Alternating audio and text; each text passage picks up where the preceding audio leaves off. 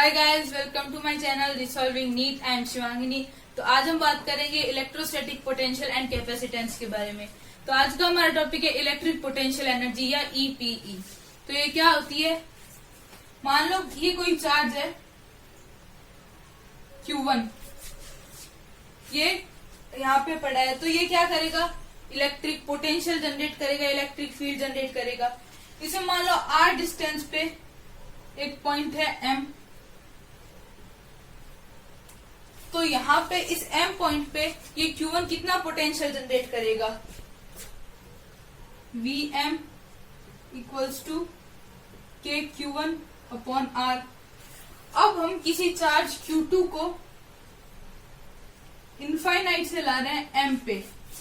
इस charge Q2 को हम M पे ला रहे हैं इनफाइनाइट से, तो इसको क्या करना पड़ेगा? इसको वर्क डन करना पड़ेगा। किसके अपोजिट? इट्स पोटेंशियल के अपोजिट वर्क डन करना पड़ेगा। तो ये क्या, इसके लिए जो हम निकालेंगे वर्क डन, वो क्या होगा? ओवरऑल ये जो इस पॉइंट पे जो पोटेंशियल था यानी Vm इंटू Q2, ये हो जाएगा इसका टोटल पोटेंशियल एनर्जी। इस Q2 की जो एनर्जी पोटेंशियल एनर्जी होगी वो किसके इक्वल हो जाएगी? इस पॉइंट पे जो पोटेंशियल प्रोड्यूस किया है Q1 ने इंटू ये जो चार्ज का हमारा अमाउंट है यानी Vm इंटू Q2। इस चैप्टर में या जो हमने पहले चैप्टर पढ़ा था इलेक्ट्रोस्टैटिक्स, इसमें कहीं पे भी हमें चार्ज के नेचर को ध्यान में रखना है। यानी अगर चार्ज नेगेटिव है तो यहाँ पे नेगेटिव साइन आएगा इस चार्ज के अमाउंट में, अगर पॉजिटिव है तो पॉजिटिव साइन आएगा। तो अब हम यहाँ पे Vm की वैल्यू पुट कर देते हैं, तो U इक्वल्स टू के Q1 Q2 अपॉन R। तो ये हो गई हमारी पोटेंशियल एनर्जी। ये पोटेंशियल एनर्जी हमने किससे निकाली है? एक चार्ज से। यानी हमारे पूरे सिस्टम में सिर्फ दो ही चार्ज प्रेजेंट थे, एक जो जनरेट कर रहा था और एक जो एक्सपीरियंस कर रहा था इस पोटेंशियल एनर्जी को। यानी Q1 तो इसको जनरेट कर रहा था, किसको? पोटेंशियल को, और ये Q2 उसको एक्सपीरियंस कर रहा था, इसकी पोटेंशियल एनर्जी हमने निकाली है। अब हम देखते हैं ऐसे सिस्टम की पोटेंशियल एनर्जी जिसमें दो या दो से ज्यादा चार्जेस हो। अब हम देखते हैं electric potential energy of a system of charges. जैसे ये एक सिस्टम है, इसमें तीन चार्ज है Q1, Q2 और Q3। हमें इस पूरे सिस्टम की पोटेंशियल एनर्जी निकालनी है। तो पहले हम डिस्टेंस देख लेंगे। Q1 और Q2 के बीच की डिस्टेंस हो गई R12, Q2 और Q3 के बीच की डिस्टेंस हो गई R23 और Q3 और Q1 के बीच की डिस्टेंस हो गई R31।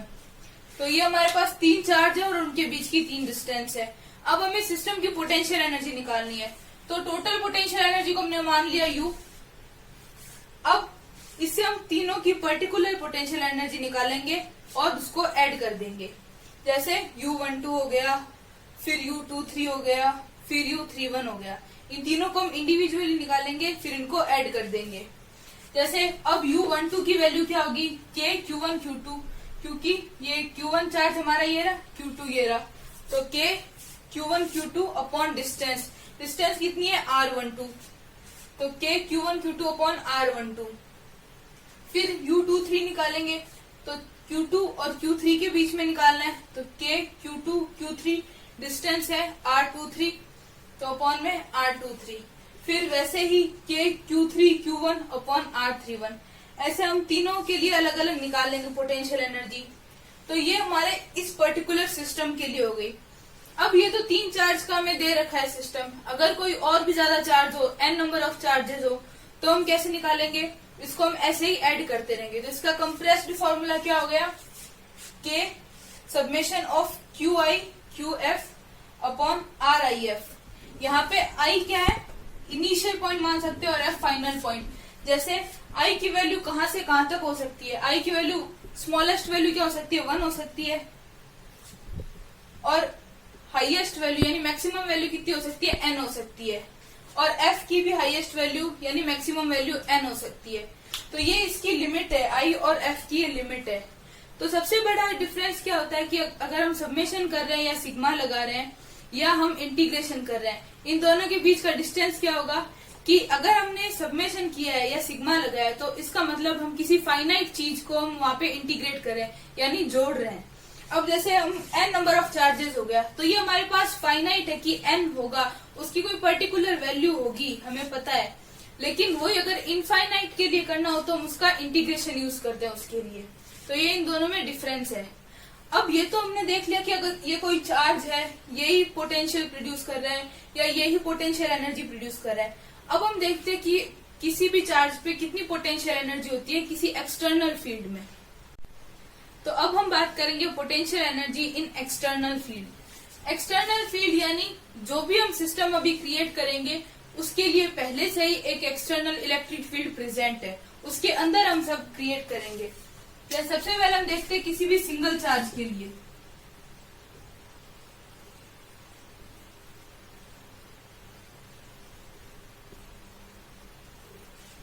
सिंगल चार्ज या पॉइंट चार्ज भी बोल सकते हैं। अभी तक हमने जो भी पढ़ा था वो क्या पढ़ा था कि कोई चार्ज यहाँ पे क्यू पड़ा है, वो कोई भी इलेक्ट्रिक फील्ड जनरेट कर रहा है या पोटेंशियल जनरेट कर रहा है। अब यहाँ पे ये क्यू चार्ज पड़ा नहीं है, ये क्यू चार्ज यहाँ पे आएगा। कैसे आएगा? यहाँ पे एक एक्सटर्नल इलेक्ट्रिक फील्ड है, कोई सोर्स रखा हुआ है, वो खुद एक इलेक्ट्रिक फील्ड जनरेट करेगा, उसमें चार्ज है वो जनरेट करेगा। तो उसको हम क्या बोलते हैं? External field. अब वो जो सोर्स है हमारा, वो कोई नोन सोर्स भी हो सकता है, कोई अननोन सोर्स भी हो सकता है, और उसमें जो भी उससे इलेक्ट्रिक फील्ड होगा या पोटेंशियल होगा उससे हमें कोई भी लेना देना नहीं है, उसमें हमें कोई इंटरेस्ट नहीं है। हमें मेन इंटरेस्ट क्या है कि जो हमारा चार्ज है जिसपे हमें स्टडी करना है उस पे कितना पोटेंशियल लगेगा या उसकी कितनी एनर्जी होगी। जैसे कोई एक्सटर्नल इलेक्ट्रिक फील्ड है E, और वो जो चार्ज है वो फील्ड तो प्रोड्यूस कर रहा है E और इलेक्ट्रिक पोटेंशियल प्रोड्यूस कर रहा है V। तो अब ये E और V जो मान लो पूरा ये इलेक्ट्रिक फील्ड है। अब इसमें एक ये पॉइंट हो गया, A हो गया, ये B हो गया, ये P हो गया, ये सारे अलग अलग पॉइंट पे E और V की वैल्यू अलग अलग होगी, यानी ये वेरी करेगी पॉइंट टू पॉइंट। इस पर्टिकुलर पॉइंट P पे इस V की क्या वैल्यू होगी? इलेक्ट्रिक फील्ड तो हमने पिछले चैप्टर में पढ़ लिया, अब हमें सिर्फ पोटेंशियल पे ध्यान रखना है क्योंकि पोटेंशियल एनर्जी है। तो V पॉइंट P पे V यानी पोटेंशियल एनर्जी की वैल्यू क्या होगी कि इनफाइनाइट से कोई यूनिट चार्ज यहाँ तक लाने में कितना वर्क डन करना पड़ रहा है। यूनिट चार्ज यानी कि एक कूलम चार्ज हो गया तो वो हो गया यूनिट चार्ज। तो यूनिट चार्ज के लिए कितना हो गया? V वर्क डन हो गया। अब हमें मान लो कि Q चार्ज लेके आना है, हम Q चार्ज को लेके आ रहे हैं इनफाइनाइट से P पे। ये कोई पॉइंट है इनफाइनाइट, यहाँ से हम P पे लेके आ रहे हैं Q चार्ज को।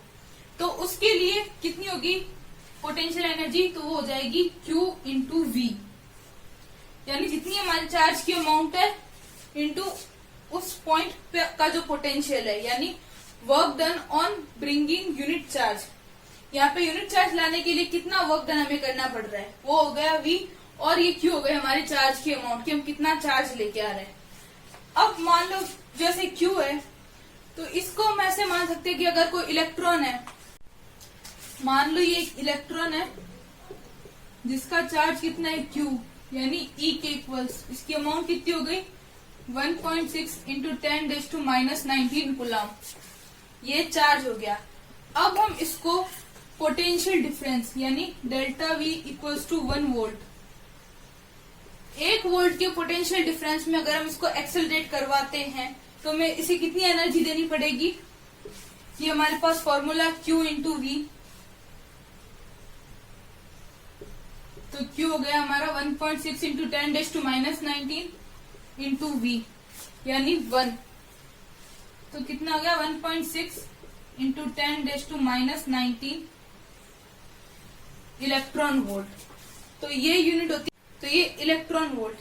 अब एक इलेक्ट्रॉन वोल्ट किसके इक्विवेलेंट हो जाएगा?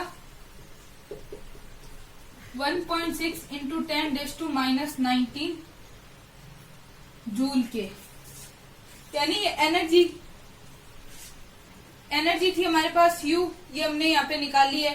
तो एक इलेक्ट्रॉन वोल्ट यानी एक इलेक्ट्रॉन को 1 वोल्ट के पोटेंशियल डिफरेंस में एक्सिलरेट करवाने के लिए रिक्वायर्ड एनर्जी, तो कितनी हो गई 1.6 इंटू 10⁻⁻19 जूल। तो ये जो है इलेक्ट्रॉन वोल्ट जो यूनिट एनर्जी की, ये मोस्टली एटॉमिक या न्यूक्लियर फिजिक्स में ही यूज की जाती है। तो अभी हमने बात की थी कि एक्सटर्नल फील्ड में अगर कोई हम सिंगल चार्ज लेके आते हैं तो उसमें कितनी एनर्जी लगेगी। अब अगर हम किसी दो चार्ज का एक सिस्टम रख रहे हैं तो उस पर कितनी एनर्जी होगी वो अभी हमें निकालना है। तो कोई एक्सटर्नल फील्ड जो कि तो पहले से प्रेजेंट है यहाँ पे, अब उसमें हम पहले चार्ज लेके आ रहे हैं Q1। तो Q1 चार्ज को लाने के लिए हमें कितनी एनर्जी लगेगी वो भी हमने देखा ही था। तो एनर्जी, इसको हम U1 नाम दे देते हैं, वो कितनी हो गई Q1 इंटू V। पहले हम Q1 लेके आए, उसको सिर्फ इलेक्ट्रिक फील्ड को अपोज करना था, जो एक्सटर्नल इलेक्ट्रिक फील्ड है उसको अपोज करना था, इसलिए एनर्जी कितनी हो गई Q1V। अब ये Q1 तो यहाँ पे पड़ा है, अब हम इससे R डिस्टेंस पे एक और चार्ज लेके आ रहे हैं Q2। अब जब इस Q2 को हम इनफाइनाइट से ला रहे हैं, इस Q1 को भी हम इनफाइनाइट से लाए थे, इस Q2 को भी हम इनफाइनाइट से ला रहे हैं।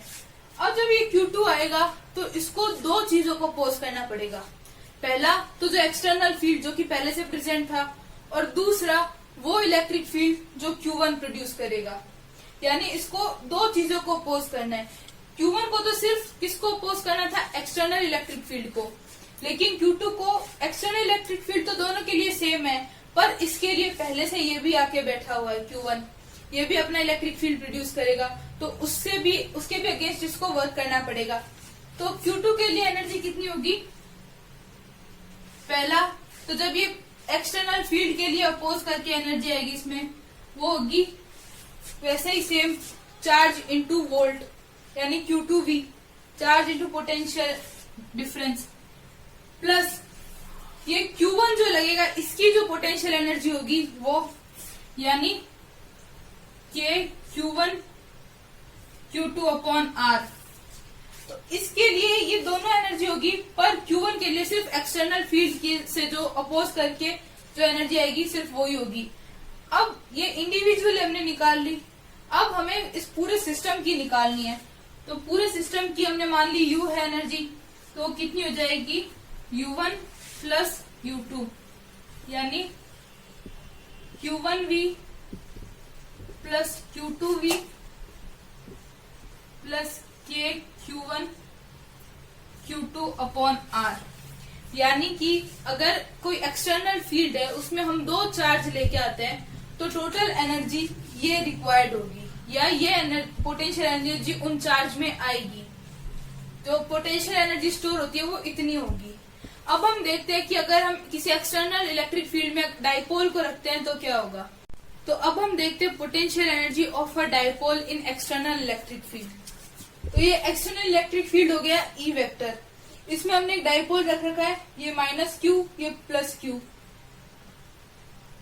दोनों के बीच की डिस्टेंस हो गई 2a। अब ये जो डाइपोल है ये इलेक्ट्रिक फील्ड से थीटा एंगल पे रखा हुआ है हमने। तो इस डाइपोल में हमने पिछले चैप्टर में पढ़ा था कि जब एक्सटर्नल इलेक्ट्रिक फील्ड में हम कोई डाइपोल रखते हैं तो उस पे एक फोर्स लगता है जिसको हम टॉर्क बोलते हैं। वो टॉर्क क्या करेगा, इसको रोटेट करने का काम करेगा। तो जब इस पे एक्सटर्नल फोर्स लगेगा तो इसमें कुछ एनर्जी स्टोर होगी जिसको हम बोलेंगे पोटेंशियल एनर्जी। तो क्या होगी, तो चेंज इन पोटेंशियल एनर्जी यानी DU बराबर टॉर्क इंटू डी थीटा, या हम बोल सकते हैं कि ये वर्क डन भी है हमारा, क्योंकि चेंज इन वर्क डन क्या होता है, पोटेंशियल एनर्जी, और वर्क डन क्या होता है, फोर्स इंटू डिस्प्लेसमेंट। तो फोर्स तो हो गया टॉर्क और डिस्प्लेसमेंट हो गया हमारा एंगुलर डिस्प्लेसमेंट यानी डी थीटा। तो दोनों साइड डी है तो हम इसका इंटीग्रेशन करेंगे, यहाँ पे भी इंटीग्रेशन होगा और यहाँ पे इंटीग्रेशन लिमिट। इंटीग्रेशन हमें उस चीज का करना होता है जिसके आगे डी होता है। तो यहाँ पे डी किसके आगे, थीटा के आगे है, तो इसका ही हम लिमिट पुट करेंगे θ1 से θ2। इस टॉर्क की वैल्यू हमने पिछले चैप्टर में देखी थी, क्या होती है PE sin theta d theta, limit θ1 से θ2। तो अब यहाँ पे थीटा वाली टर्म कौन सी है, हमें इंटीग्रेशन किसका करना है, थीटा का। तो डी थीटा तो अलग हो गया, पर उसके अलावा थीटा वाली टर्म कौन सी है, ये साइन थीटा। तो इसको हम अंदर रखेंगे, इसका इंटीग्रेशन करेंगे, बाकी सबको बाहर ले लेंगे। तो ये पीई बाहर आ जाएगा और साइन थीटा का हम इंटीग्रेशन कर देंगे θ1 से θ2। तो साइन का इंटीग्रेशन क्या होता है हमें पता है, साइन का इंटीग्रेशन क्या होता है माइनस कॉस थीटा।